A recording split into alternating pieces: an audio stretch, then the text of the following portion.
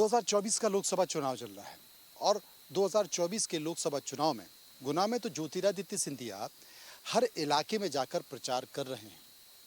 लेकिन एक और चेहरा है और वो चेहरा है महाआर्यमन सिंधिया का। वो भी जनता के बीच पहुंच रहे हैं, लोगों के बीच पहुंच रहे हैं और उनकी नब्ज को टटोलने की कोशिश कर रहे हैं। लेकिन वो राजनीति में कम और उनके व्यक्तिगत मामलों में ज़्यादा बातें कर रहे हैं। आज हम उन्हीं के साथ चलेंगे और जानेंगे कि आखिर किस तरीके से वो मेल मिलापत करते हैं, लोगों से मिलते हैं और किन मुद्दों पर बातचीत करते हैं। तो चलिए मेरे साथ।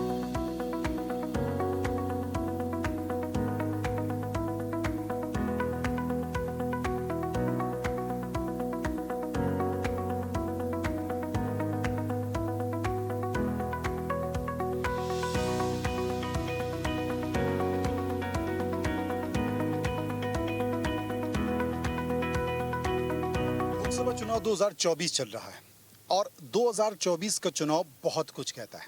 ऐसे में देश की 543 लोकसभाओं में से एक लोकसभा गुना लोकसभा, जिसकी नज़र पूरे देश पर बनी हुई है और देश के लोगों की नज़र इस लोकसभा पर बनी हुई है। ऐसे में ज्योतिरादित्य सिंधिया जी तो प्रचार कर ही रहे हैं, लेकिन उनके साथ साथ एक और चेहरा है, चार्मिंग फेस है, युवाओं में क्रेज़ है और वो चेहरा इस वक्त हमारे साथ मौजूद है, वो शख्सियत हमारे साथ मौजूद है। वो नाम है महाआर्यमन सिंधिया, जो युवाओं से मिलने के लिए बस ऐसे ही निकलते हैं, उनके मन की बातों को पढ़ते हैं, समझने की कोशिश करते हैं। वो इस वक्त हमारे साथ मौजूद हैं इंडिया न्यूज़ में, न्यूज़ एक्स में। महाआर्यमन जी, आपका स्वागत है। बहुत बहुत धन्यवाद, आपने समय निकाल कर हमें कुछ टाइम दिया आपके चैनल पे। बहुत बहुत धन्यवाद। आपका भी बहुत बहुत धन्यवाद, आपने हमें समय दिया। ये जो चुनाव है 2024 का चुनाव जी। हालांकि आप राजनीति में सीधे तरीके से ना, लेकिन दूसरे तरीके से लोगों के बीच जाते हैं, समझने की कोशिश करते हैं, उनके चेहरों को पढ़ने की कोशिश करते हैं, मन के अंदर झांकने की कोशिश करते हैं। इन सब के बावजूद भी 2024 क्या कहता है? देखिए, जिस तरीके से मैंने जनता का जो जोश है, उत्साहता देखा है, और जिस तरीके से लोग पार्टी के बारे में बात कर रहे हैं, हमारे प्रधानमंत्री श्री नरेंद्र मोदी जी के बारे में बात कर रहे हैं, मुझे महसूस होता है एक युवा होने के नाते कि इस पार्टी का लहर बहुत मजबूत होने वाला है। इस चुनाव के बाद मजबूत तो था ही, लेकिन इस चुनाव के बाद और भी मजबूत होने वाला है। और ये मुझे महसूस हो रहा है हमारे युवाओं से, क्योंकि मैं ज़्यादातर आप जानते हैं, मैं ज़्यादातर अपनी युवा संख्या से मिलता हूँ, जनसंख्या से मिलता हूँ, उनसे बात करता हूँ योजनाओं के बारे में, सरकार की योजनाओं के बारे में, उनकी नीयतों के बारे में, और समझता हूँ कि उसका प्रभाव क्या हुआ है, क्या असलियत में उनको प्रभाव हुआ है, नहीं हुआ है, उनको कैसे लगा है, कुछ कठिनाइयाँ हैं। तो जिस तरीके से उनका जवाब नरेंद्र मोदी जी की तरफ आया है, मुझे तो लगता है कि जोशीले तरीके से पूरा तूफान इस तरीके से सरकार बनेगी। इन सब के बीच एक नया फिनोमेना देख रहा हूँ, एक नई लहर, एक नई छवि, नया कैनवस में भारतीय राजनीति का देख रहा हूँ और वो कैनवस है कि सनातन और धर्म पहली बार किसी चुनाव में इतना असर कर रहा है। क्या कहेंगे इस तरह की तस्वीरों को लेकर? देखिए, धर्म तो डेफिनेटली एक बात होती है और सबकी अलग अलग धर्म है, सबकी अलग अलग विचार है उन धर्म के आधार पर जो मैं एक और चीज़ महसूस कर रहा हूँ कि अब भारत में धर्म के बेसिस पे नहीं, लेकिन प्रगति के बेसिस में यूनिफिकेशन हो रहा है आइडेंटिटीज़ का। युवाओं जो है वो ज़्यादातर देख रहे हैं कि अब भारत आगे कैसे बढ़ रही है, उसकी पहचान कैसे बढ़ रही है। क्या कुछ एक युवा होने के नाते क्या हम कुछ कर सकते हैं जो जिससे भारत का नाम और भी उजाला हो सकता है विदेश में और देश के अंदर। तो इस तरीके से जो गर्व एक इंसान में आया है भारतीय होने के नाते, वो काफ़ी हद तक बढ़ गया है। मुझे याद है जब मैं भी कॉलेज में था, जब लोग विदेश जाते थे बड़े छुप छुप कर जाते थे और कोई कुछ कह देता था तो चुपचाप से साइड पे छुप छुप के काम करते थे। पर अब लोग जो है गर्व से भारतीय होने के नाते घर से विदेश जाते हैं, घर से काम करते हैं। आप ये भी देख रहे हैं कि इतने सीईओज अब भारतीय हैं। आप माइक्रोसॉफ्ट का देखिए, आप गूगल का देखिए। आप पूजा करते हैं? बिल्कुल पूजा करते हैं। किसकी पूजा करते हैं, कैसे करते हैं? मुझे मेरी जब सबसे फेवरेट है जो है गणपति पापा है, और मैं शिव जी का बड़ा पूजा करता हूँ। तो इन दोनों का मैं हर दिन पूजा करता हूँ, लेकिन विभिन्न भगवान भी मेरे देवस्थान में होते हैं, जिनको मैं प्रार्थना हर दिन करता हूँ। लेकिन मैं आपका जवाब देना चाहूँगा कि धर्म के बेसिस पे नहीं, अब मुझे ज़्यादातर महसूस हो रहा है प्रगति के बेसिस पे वो आइडेंटिटी बन रही है भारत की। वो आइडेंटिटी बन रही है भारत की।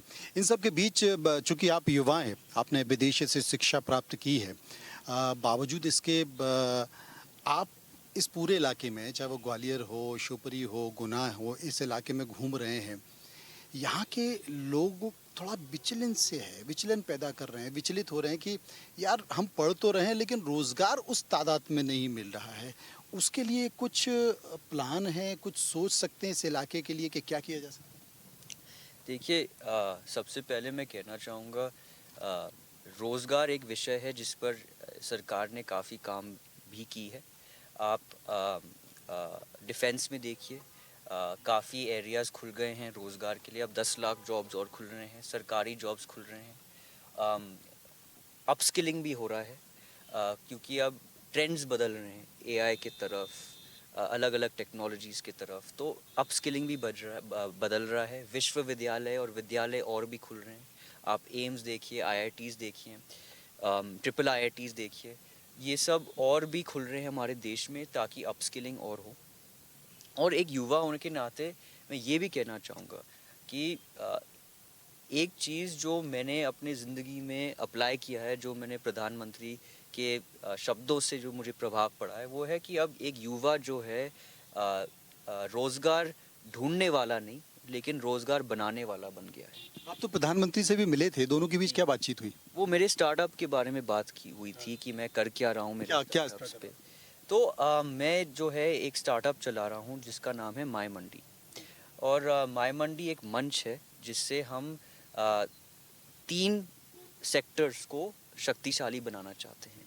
एक है आपके जो नए भारतीय ब्रांड्स बन रहे हैं, जैसे कि आपके बोट हो गए, मामा अर्थ हो गया, नॉइज़ हो गया, ऐसे कई विभिन्न ब्रांड्स अब भारत में बन रहे हैं, इनको मजबूत करने के लिए। दूसरा, जो हमारा व्यापार नेटवर्क है, जो जितने किराने दुकान हैं, जितने नॉर्मल शॉप्स है, इनको तगड़ा करने के लिए, तो इनकी सेल बढ़ाने के लिए, इनकी कमाई बढ़ाने के लिए।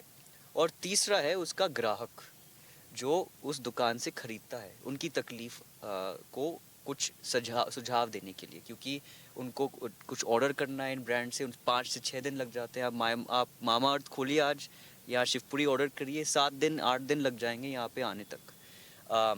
तब आप खेती को लाभ का धंधा बनाने का प्रयास कर रहे हैं क्या? पर खेती खाली खेती नहीं, वही तो मैं कह रहा हूँ। वो कृषि के प्रोडक्ट्स हैं, हेल्थ केयर के प्रोडक्ट्स हैं, इलेक्ट्रॉनिक प्रोडक्ट्स हैं, सब प्रोडक्ट्स हमारे वेयर हाउस में रखे जाएंगे।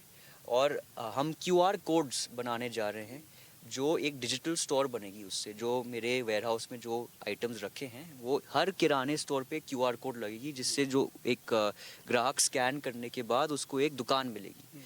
उस दुकान में वो देखेंगे कि क्या क्या माय मंडी के वेयर हाउस में अवेलेबल है। जो किराने का दुकान है उसका एक मकसद है, वो आइटम बेचना, जो वो हर दिन करता है, और उस पर मैं उसको कुछ प्रतिशत कमीशन दूंगा। इसका लाभ क्या है? इसका लाभ है कि मैंने समझा है कि एक किराने दुकान की कठिनाई है। उनसे काफ़ी बातचीत किया है, उनके साथ घूमा हूँ, उनके साथ पूरा सप्लाई चेन मैंने समझा है। तो वो कहते हैं कि भाई हमारा सबसे बड़ा प्रॉब्लम है कि जो भी आपको मेरे दुकान में दिख रहा है, मुझे खरीदना पड़ता है। खरीदने के बाद मुझे बेचना पड़ता है, फिर मुझे कमाई होती है। तो मैंने कहा चलो, मेरे क्यूआर कोड से आपको कुछ नहीं खरीदना है, आप बस क्यूआर कोड लगाओ, मैं आपको सैंपल दूंगा हर प्रोडक्ट का, आप बेचो और उसका कमीशन आप पाओ। तो आपको कुछ खरीदने की ज़रूरत नहीं है, आप बस मेरा क्यूआर लगाओ और बेचो आइटम। आप माल लो या ना लो, बस आप क्यूआर कोड लगाओ और बेचो और कमीशन ले लो। बिल्कुल बिल्कुल। तो उसको कुछ खरीदने की ज़रूरत नहीं है मेरे माय मंडी वेयर हाउस से। वो आइटम उसको बेचना है जो हर दिन करता है। और वो आइटम कैसे पहुंचेगा खरीदने वाले वो के? आइटम अगले दिन 24 घंटे में उसी दुकान में और वो ग्राहक को उस दुकान से उठाना है।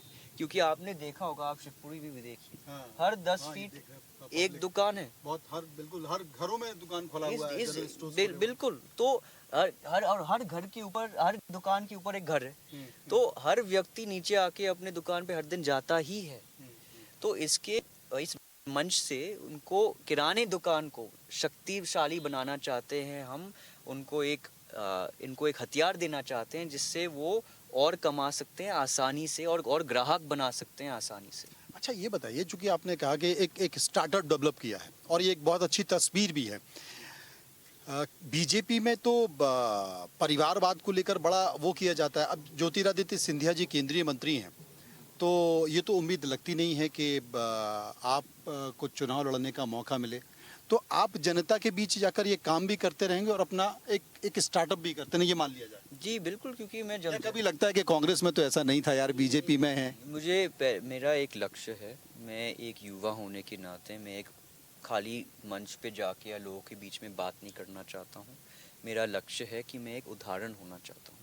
मैं बस मंच से या किसी के बीच कहूँ कि भाई आप स्टार्टअप खोलो, आप रोज़गार बनाओ, ऐसे नहीं चलता है। मुझे एक उदाहरण होना है अपने देश के युवाओं के लिए कि मैं भी खुद से एक स्टार्टअप मैंने खोला है, मैंने खुद से रोज़गार बनाया है, मैंने खुद से एक नाम कमाया है। तो मैं चाहता हूँ कि मैं भी वो उदाहरण हूँ, और इसलिए मेरा लक्ष्य और फोकस मेरे स्टार्टअप पे है। अच्छा कभी लगा, क्योंकि आपके कॉलेज के साथ के फ्रेंड या आसपास के लोग, आप तो विदेशों में भी रहे हैं, तो किसी ने कहा कि यार कहाँ राजनीति में पापा की तरफ जा रहे हो आप, क्यों नहीं बॉलीवुड में ट्राई करते हो, क्यों नहीं हॉलीवुड में ट्राई करते हो? माशाल्लाह बॉडी भी बन रही है, बाइसेप ट्राइसेप भी बन रहे हैं। नहीं, मुझे हमेशा कुछ अलग करना था। मुझे हमेशा एक स्टार्टअप की ओर ही जाना था जिससे मैं कुछ बनाऊं अपने लिए। लेकिन अगर फिल्मों में जाते तो आपकी फिल्म हिट जाती है, पहली फिल्म हिट होती आप। लेकिन मुझे वो मज़ा नहीं आता, जो मज़ा आता है कंपनी बनाने में, वो मज़ा नहीं आता। जो पसीना, जो छूट, आप ग्राउंड पे जाते हो, आप नंबर्स देखते हो, आप डेटा देखते हो, उसको एनालाइज करके आप निर्णय लेते हो, जो वो मज़ा है, वो अलग मज़ा है। जब आप एक प्लेटफॉर्म बना रहे हो, किसी को जुड़ा रहे हो, और वो मुझे इम्पैक्ट दिख रहा है, वो प्रभाव दिख रहा है कि एक व्यापार का क्या लाभ मिला है, एक ग्राहक को क्या लाभ मिला है। तो मेरे माध्यम से भी मैं कुछ प्रभाव लेके आ रहा हूँ मेरे जन। राजनीति नशा है और मजा है? क्योंकि मैं देखता हूँ सैकड़ों हजारों लोग सब कुछ छोड़ के अपने लीडर के साथ लगे रहते हैं, पार्टी के लिए काम करते रहते हैं। देखिए, वो उनका निर्णय है जनसेवा। तो उनको अगर जनसेवा करना है तो उनको नीचे ग्राउंड पे रहना ही पड़ेगा। उनको लोगों को महसूस करना पड़ेगा, उनको कठिनाइयाँ महसूस करनी पड़ेगी। उनको अगर नीति कुछ बनाना है, उनको एक योजना बनाना है, तो अगर आप लोगों के बीच में नहीं जाएंगे, उनको समझोगे नहीं, तो कैसे बनाओगे योजना? तो यही बात है कि लोगों का फ़र्ज़ बनता है, अगर आप राजनीति में आना चाहते हो, आपको लोगों के साथ समय बिताना पड़ेगा, आपको एक नेता के साथ समय बिताना पड़ेगा, क्योंकि आपको भी उनसे सीखना पड़ेगा। आप जिस तरीके से मैं देख रहा हूँ, क्योंकि सिंधिया परिवार में जो स्थिति होती थी, अगर परिवार को देखा जाए, स्वर्गीय जीवाजीराव सिंधिया, फिर स्वर्गीय माधवराव सिंधिया, फिर स्वर्गीय जीवाजीराव सिंधिया, फिर कैलाशवासी माधवराव सिंधिया जी, और फिर लेकिन ज्योतिरादित्य जी का नाम एकदम बदल गया। उसके बाद फिर आपका नाम महाआर्यमन पड़ गया। ये नाम बदलने की परंपरा क्या है? मुझे नहीं पता, वो तो आपको मुझे मेरे माता और पिता को पूछना पड़ेगा। लेकिन मुझे ये ज़रूर पता है कि जब मेरा नाम का निर्णय हुआ था, उसमें मेरे दादाजी ने काफ़ी हद तक इस फैसले में उन्होंने अपना पार्टिसिपेशन किया था। तो उनका भी मुझे लगता है मन था कि महान आर्यमन ही नाम रहे। तो मुझे लगता है इसलिए मेरा नाम महान आर्यमन रखा गया था। मुझे पता है कि मेरी माँ का चॉइस था आर्यमन, लेकिन उनको महान आर्यमन बड़ा अच्छा लगा, तो उन्होंने चुना है। महान आर्यमन जी रख दिया। जी आपकी एज मुझे लगता है 28 हो गई होगी। जी 28 से। और जहाँ तक मुझे जानकारी है, क्योंकि मैं खुद भी ग्वालियर का हूँ, सिंधिया परिवार में शादी जल्दी हो जाती है। शादी करने का मूड कब है? वो तो पहले वही कहा है, पहले मैं अपना स्टार्टअप को बड़ा करना चाहता हूँ, मैं उस पर फोकस हूँ। मेरी पूरी एनर्जी और समय उसमें जाती है। तो अभी मैं उसी पे फोकस्ड हूँ। लेकिन कई सारे अब मैं सोशल मीडिया पे देखता हूँ कि आपका एक सुंदर सा चेहरा, फिर एक और सुंदर सा चेहरा, बहुत सारे चेहरे, बहुत सारे फोटो आपके आसपास इर्द गिर्द लगा दिए जाते हैं। वो तो आप कहीं पे भी देखो कुछ ना कुछ तो आप सब जो मीडिया है आपको मज़ा आता है इस मसाला के साथ, लेकिन मैं आपके माध्यम से कहना चाहूँगा अभी मेरा पूरा फोकस नहीं, कोई ऐसा चेहरा भी चुना तो नहीं है ना? नहीं अभी कुछ नहीं। परिवार जो कहेगा उन्हीं से शादी होगी या परिवार ही तय करेगा? नहीं परिवार तय करने की बात नहीं है, मैं खुद से भी तय कर सकता हूँ कि मैं किससे शादी करना चाहता हूँ। मेरे माता पिता ने स्पष्ट तरीके से कह भी दिया है कि आपको खुश होना है, ये आपका ज़िंदगी है, तो आपको चुनना पड़ेगा जिस तरीके के साथ आप किस व्यक्ति के साथ आप ज़िंदगी बिताना चाहते हो। तो ये उन्होंने सीधा कह दिया है बड़े स्पष्ट तरीके से कि ये आपका निर्णय है। पर अभी मैं निर्णय लेने के लिए तैयार नहीं हूँ, क्योंकि अभी मैं अपना पहले नाम बनाना चाहता हूँ, मैं पहले अपने आप को फाइनेंशियली इंडिपेंडेंट करना चाहता हूँ। तो ये हमेशा मेरा सोच और विचार यही हमेशा हुआ है कि मैं पहले इसको करना चाहता हूँ। ये मानना पड़ेगा, जिनके पास सैकड़ों हजारों करोड़ की संपत्ति है, वो खुद इंडिपेंडेंट होना चाहते हैं, अपने कदमों पर खड़ा होना चाहते हैं और संकेत देना चाहते हैं। महारिमन जी हमारे साथ मौजूद हैं, हम उनके साथ लगातार चल रहे हैं और उनके सफर को आगे दिखाते रहेंगे।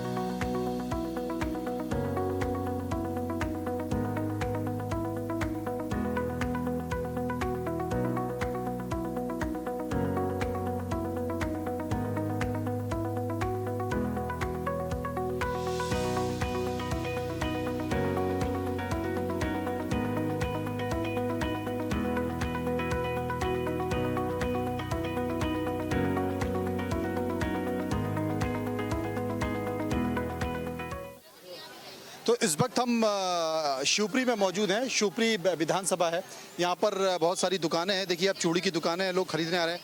इस बार का चुनाव क्या कहेगा? इस बार अपन तो राम जी को लाएंगे। अच्छा, राम जी को लेके हाँ जी। अच्छा, बाकी महंगाई बेरोजगारी कुछ नहीं? सब बढ़िया है, जो चल रहा है वो बढ़िया है। जो चल रहा है वो चलता रहेगा। महंगाई है अभी कहाँ इतनी। ऐसा आप इस बार क्या मान रही चुनाव में?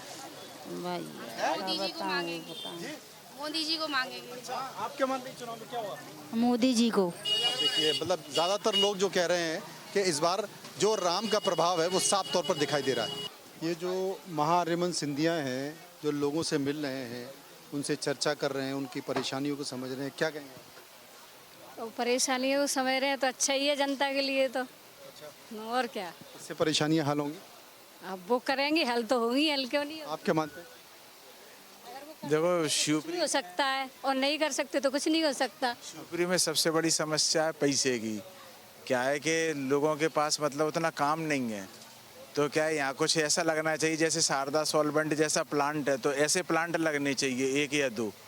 उससे क्या कम से कम उसको वो जो प्लांट था उसमें कम से कम 10,000 से ऊपर आदमी काम कर रहा था, तो उसमें क्या लोगों को पैसा आ रहा था। अब लोगों के पास पैसा नहीं है तो शिवपुरी छोड़ छोड़ के लोग बाहर जा रहे हैं। हाँ, तो मतलब यहाँ पे दुकानें खुल रही हैं लेकिन लोगों के पास पैसा नहीं है। ये एक बड़ी समस्या है कि पलायन हो रहा है, क्योंकि यहाँ पर उस तरीके से आय का साधन नहीं है। शिवपुरी के सबसे बड़े बाजार सदर बाजार में हम मौजूद हैं और इस वक्त लोग हमारे साथ हैं। एक बुजुर्ग अंकल बैठे हुए हैं। अंकल, इस बार का चुनाव 2024 का किन मुद्दों पर होगा? साहब, मुद्दा तो इस समय सबसे बड़ा राम मंदिर है, धारा 370 है। अरे क्या बेरोजगारी महंगाई कहाँ गई? वो बेरोजगारी महंगाई की भी बात छोड़ो साहब, आपने वर्तमान की जो बात कही है राम मंदिर की है, धारा 370 की है, मोदी जी के चेहरे की है, हिंदुत्वता की है। अब भाई साहब बात तो ये है कि जो हकीकत है वो ये है। हकीकत है वो ये है। अब की बार का चुनाव होगा मोदी जी के चेहरे पे और 400 पार पे। 400 पार पे चुनाव होगा, ये तमाम तरह के लोग बता रहे हैं। और देखिए, अब भीड़ लग गई है। आगे भी चलते हैं, कुछ बाजार के लोगों से मिल रहे हैं। ये क्या बेच रही हैं आप भैया? ये क्या है? क्या है ये? गाड़ी। गाड़ी कितने की है? 50 रुपए। 50 रुपए की। दिन भर में कितना कमा लेती है? ये 2-3 हजार। 200-300 रुपए। अच्छा, तो बीजेपी अच्छी है कि कांग्रेस अच्छी है? अब ऐसे तो हम पढ़े लिखे नहीं है, जो क्या बताएं। आप पढ़े लिखे नहीं है तो क्या पता। देखिए, मुद्दा है, पढ़े लिखे नहीं बताएं तो बता। ये यहाँ पर देखिए, महिलाओं के लिए ये माला जो होती है ना, माला परोई जाती है, माला बनाई जाती है। आप क्या खरीदने आई हैं? मंगलसूत्र। मंगलसूत्र खरीदने आई हैं। ये तो सबसे पवित्र चीज़ है। अच्छा, ये बताइए कि इस वक्त आप वोट डालने जाती हैं, क्या ध्यान में रख के वोट डालती हैं? किसको देना है ध्यान रखती है। किस मुद्दे क्या हैं? मुद्दे क्या होते हैं वोट डालने के? मुक्के मुद्दे बिजली, पानी, सड़क, क्या अब सुविधा खा जाए, सुविधा? गाँव में सुविधा हो जाए, सुविधा हो जाए, रोड के जाए, गली साफ हो जाए। ये बड़ी बात है, सुविधा हो जाए। माता जी नमस्कार। इस बार मोदी जी ने मंदिर बनवा दिया, हाँ बना दिया। नहीं तो मंदिर ज्यादा ठीक है कि बेरोजगारी, महंगाई? नहीं बढ़िया ठीक है। फोटो मत दिया था भैया, फोटो मत दिया, बढ़िया है मंदिर। अरे कांग्रेस ही थोड़ी देखेंगे। हाँ नहीं बढ़िया है। पानी की व्यवस्था हो जाए और हमें औकात चाहिए। और ठीक है साहब, हाँ बाकी ठीक है साहब। ये बाजार में महंगाई ऐसा बता रहे हैं, इसलिए लोग खरीदारी कम करना सही है क्या? नहीं ऐसा तो नहीं है, खरीदारी तो हो रही है, बाजार में भीड़ भाड़ तो है। अच्छा, तो इस बार लोकसभा चुनाव किन मुद्दों पर? अब लोकसभा में महंगाई के मुद्दे पे ज़्यादा है। अच्छा, महंगाई पे ज़्यादा है, महंगाई के मुद्दे पे भी ज़्यादा है, लोग अपनी अपनी राय दे रहे हैं। इस बार लोकसभा चुनाव किस पे? इस बार लोकसभा चुनाव पूरा मोदी जी पर है। बस, कहीं दाएं बाएं नहीं? फिर हमारे क्षेत्र के श्रीमंत महाराज साहब हैं, उन पे। अच्छा, उन पे है। अच्छा, तो ये साफ हो चुका है कि मुद्दा किस पे। और भी कुछ लोग हैं। हाँ भाई, इस बार का लोकसभा चुनाव किस पे? राष्ट्र हित के मुद्दों पर, बस, इसके अलावा और कुछ है ही नहीं। और कुछ है ही नहीं। चलिए आइए देखिए, कुछ और भी शॉप्स में आपको बता दूं छोटे छोटे शहरों में क्या क्या होता है। एक बहुत अच्छी दुकान है, वो दुकान है बताशों की। त्योहार में खील और बताशे बड़े महत्वपूर्ण होते हैं। ये हमारे पास एक दुकान है, देखिए ये हैं मुरमुरे, जो कि गरीब लोग लेके जाते हैं। ये मुरमुरे हैं, ये देखिए ये बताशे हैं, ये बताशों की दुकान है। और ये गरीबों की मिठाई कहा जाता है, इसको पेठा कहा जाता है। वोट देते हो? हाँ भैया। क्या सोच के देते हो? क्या सोच के देते हैं? क्या सोच के देते हो? अपने भविष्य के लिए देते हैं कि कैसा चलेगा, कैसे। भविष्य के लिए। तो भविष्य ठीक चल रहा है या अंधकार? हाँ बढ़िया चल रहा है। बढ़िया चल रहा है। हाँ टॉप का है ना? हाँ। अच्छा, हाँ कहीं कोई दिक्कत नहीं है ना? नहीं। अच्छा, भाई साहब हमारे साथ मौजूद है, उनके पास है, देखिए तराजू भी है और न्याय की तराजू भी देखी होगी, लेकिन ये व्यापार की तराजू है। इस बार चुनाव का मुद्दा क्या रहेगा वैसे? चुनाव को तो विकास एक ही बात है बस। अच्छा, हाँ और विकास चल रहा है? चल रहा है बेहतरीन रूप से। बेहतरीन चल रहा है, मतलब इशारा साफ है। अरे बिल्कुल साफ है, जब तक मोदी जी हैं तो विकास ही गंगा बहती रहेगी। साहब देखो, पूरा मुद्दा मोदी जी पर है, मोदी जी के चेहरे पर है। और ये सदर बाजार आप देखिए, ये सदर बाजार है, बाजार में यहाँ से लेके वहाँ तक भीड़ लगी हुई है।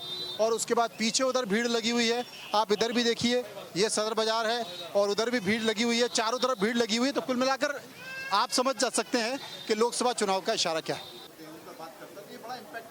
और उनको समझाने का भी बहुत महत्वपूर्ण हिस्सा है कि अगले 5-10 साल का विजन क्या है, कैसे उनको और रोज़गार दिया जाए, कैसे हम प्रगति और विकास लेके आ रहे हैं इंफ्रास्ट्रक्चर से, airport, Madhav national park, roads, colleges, इन सब को एक स्थान पे जल्द से जल्द कैसे लिया जाए। जो प्रभाव है एक व्यक्ति पे, उनके इनकम पे जो वो कमाते हैं, जल्द से जल्द वो प्रभाव कैसा लिया जाए। वो सब प्रगति से होती है, वो विकास से होती है। लेकिन जब हम ज़मीन पे आते हैं और लोगों से समझते हैं, तभी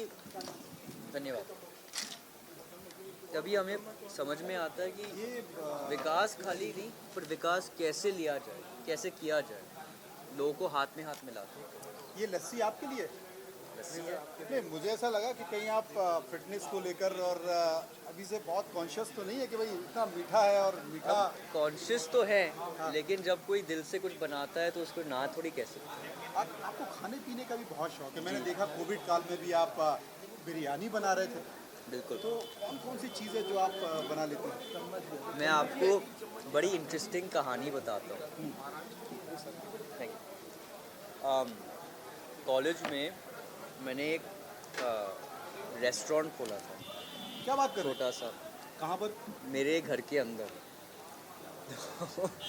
उसमें मैंने और मेरे सबसे अच्छे दोस्त ने, जो ग्रीस से था, हम दोनों को खाने पकाने का बहुत शौक था और खाने पकाने के बहाने से हम लोगों से मिलते भी थे और दोस्त भी बनाते थे। तो हमारा ये प्लान था कि हमारा जो कमरा था, हमने सब बिस्तर सब बाहर हटा दिया हफ्ते में एक बार हम वहाँ पे एक रेस्टोरेंट खोलते थे, वहाँ पे 20 जन को खिलाते थे, हिंदुस्तानी खाना, अंग्रेज़ी खाना, फ्यूजन खाना। तो इस तरीके से मैंने खाना बनाने सीखा और अलग अलग क्विजीन सीखा मैंने, चाइनीज़, इटालियन, ये सब सीखा।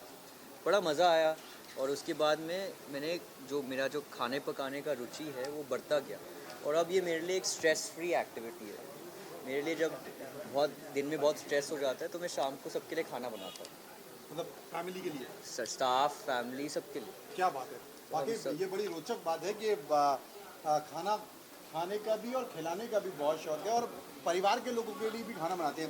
आपने स्टार्टअप का जिक्र कर रहे थे, तो क्यों नहीं एक रेस्टोरेंट की ऐसी चेन शुरू करने का कोई प्लान तो नहीं है? आप जो है डांट खिलवाओगे। मेरे पिता ने कहा है एक चीज़ पहले कंप्लीट करो फिर दूसरी चीज़ पे भागो, और अगर मुझे आदत है 5-6 चीज़ें करने की एक बार में, अब उससे मुझे डांट बहुत मिलती है कि आप 5-6 चीज़ें कर रहे हो, कैसे करोगे काम। तो अब मैं एक और चीज़ नहीं खोलूँगा, पहले जो 4-5 चीज़ मेरे हाथ में है पहले आगे जाके करनी राजनीति है। अब वो देखते हैं क्या करना है, लेकिन अभी तो मैं इन स्टार्टअप्स में और मेरे जो क्रिकेट है, स्टार्टअप्स है, इन चीज़ों में अभी मैं व्यस्त हूँ। लोकसभा चुनाव पिछली बार हुआ था कांग्रेस का और बीजेपी का, उस वक्त गुना लोकसभा से ज्योतिरादित्य सिंधिया जी चुनाव हार गए। तो उसके पीछे का कारण क्या है? क्योंकि आपकी स्टडी करने की आदत है, आपको समझने की आदत है कि आखिर कहाँ कौन सी चीज़ है, विषय क्या था, कौन सा माहौल था? देखिए, एक तो हमारे हिसाब से जो प्रगति हुई थी, लोगों को हमारे जो वोटर्स हैं वो बहुत चालाक हैं। उन्हें बड़ा जल्द समझ में आ गया था कि जो हम 15-20 साल में करने की कोशिश कर रहे थे, कई कठिनाई की वजह से वो प्रगति का रफ्तार जो है कम हो गया था। अगर आप मध्य प्रदेश की बात करें, मध्य प्रदेश की सरकार भी जब बनी थी वहाँ पे काफ़ी कठिनाइयाँ भी आई थी भ्रष्टाचार की। मेरे पिता ने काफ़ी बार इस मुद्दा को उठाया भी था, पर लोग समझने के लिए तैयार नहीं थे उस वक्त। तो काफ़ी सारे मुद्दे थे जिसके वजह से वो हमें हार मिली थी, और वो हार हम स्वीकार करते हैं। कभी हार आप जीतते हैं, कभी आप हारते, कभी आप जीतते, राजनीति में होता है।